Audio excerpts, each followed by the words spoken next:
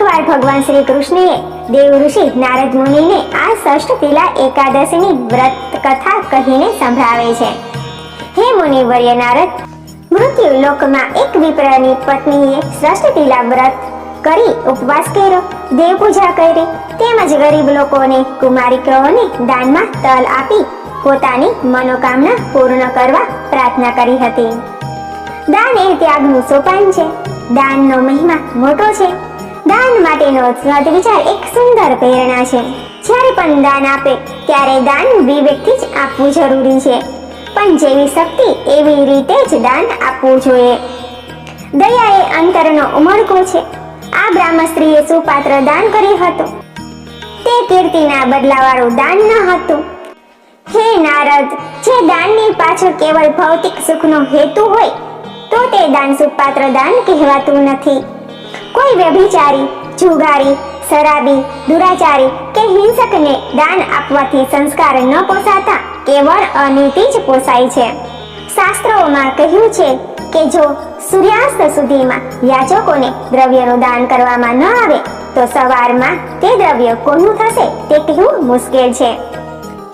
આ દાનને લીધે સદાચારને પોષણ મળવું જોઈએ. હે નારદ, સર્વ શાસ્ત્રોમાંથી એક જ સાર નીકળે છે કે દાન ઉદારતા અને પરોપકાર જેવો અન્ય કોઈ ધર્મ જ નથી. મનુષ્ય જો જીવનમાં ઉદારતા દાખવે તો પવિત્રતા અને સિદ્ધિ આપમેળે આવીને વસે છે. પવિત્ર અંતરમાં ક્યારેય સ્વાર્થની ટીકા શક્ય જ નથી. સુખ કે દુઃખ દરેક સ્થિતિમાં સમાનતાની ભાવના દાખવી અને સંતોષી બનવું, જેથી જીવનમાં સુખ કે દુઃખનો ભેદ જ નહીં રહે. ઉદારતા એ પ્રેમનું સાચું રૂપ છે. પ્રેમમાં પણ ક્યારેક સ્વાર્થ ભાવના છુપાયેલી રહેલી હોય છે, પણ ઉદારતામાં વ્રતધારી અન્યનું દુઃખ જોઈ પોતે દુઃખી થાય છે ને, તે પ્રકૃતિમાં કોઈ દી ભૂસાતું જ નથી. એવો નિયમ છે કે કોઈ પણ ત્યાગ વ્યર્થ જતો જ નથી. સુપાત્ર અને કરેલું દાન વ્યર્થ જતું જ નથી. આપણાથી વધારે ગરીબ લોકોને દાન આપવાથી આપણી પોતાની ગરીબીનો ભાવ નષ્ટ થઈ જાય છે. એમનામાં આત્મવિશ્વાસ દ્રઢ બની જાય છે. પરિણામે તેની માનસિકતા શક્તિ પણ દ્રઢ બની જાય છે.